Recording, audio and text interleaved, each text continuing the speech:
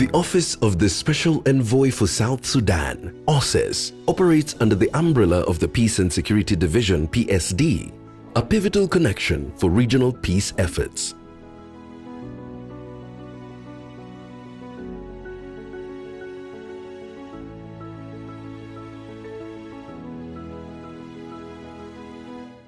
South Sudan was a new nation, hardly a decade old, yet on its shoulders were placed expectations similar to those on the shoulders of its much older nations.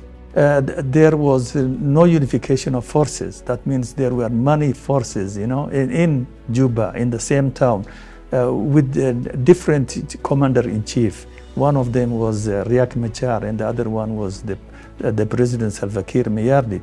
Therefore, we have to introduce a new agreement, which is started by the High-Level Revitalization Forum, in order to reform the structure and also take the lessons learned from the first agreement.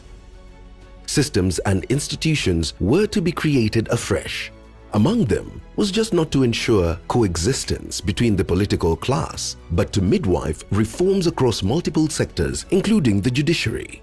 The reform we have started in 2018 is still ongoing, and until the final process is concluded and the critical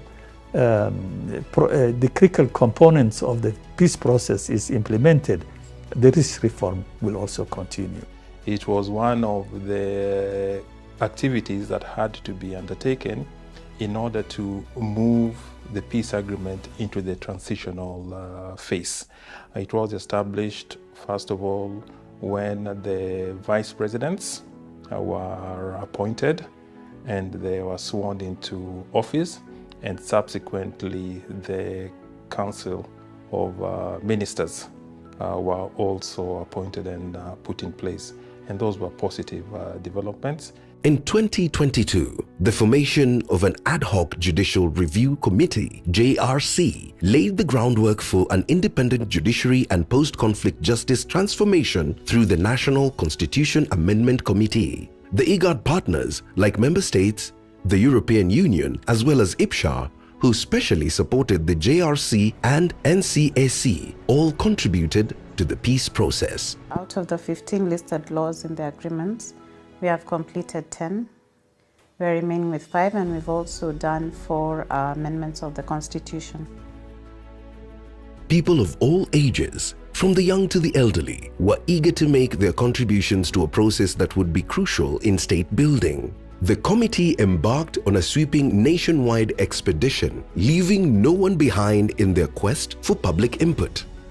A woman who appeared before the Judicial Reform Committee in Yambio.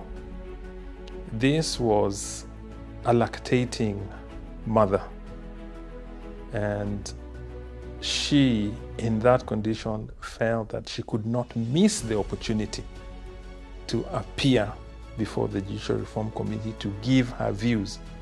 So she came with a baby that she was breastfeeding, and that just spoke a lot to me as to how enthusiastic, how the South Sudanese are yearning for a system that can address their needs insofar as justice is concerned. It was a very touching scene.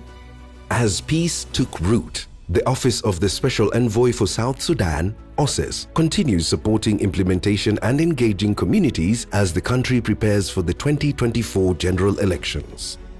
We have amended the Elections Act, which means it will be the basis for which the elections will be done next year. So we have incorporated provisions for the making of the permanent constitution in the current constitution. Behind these transformative efforts was the critical role played by partnerships. One among them is the IGAD promotion of peace and security in the Horn of Africa, IPSHA project.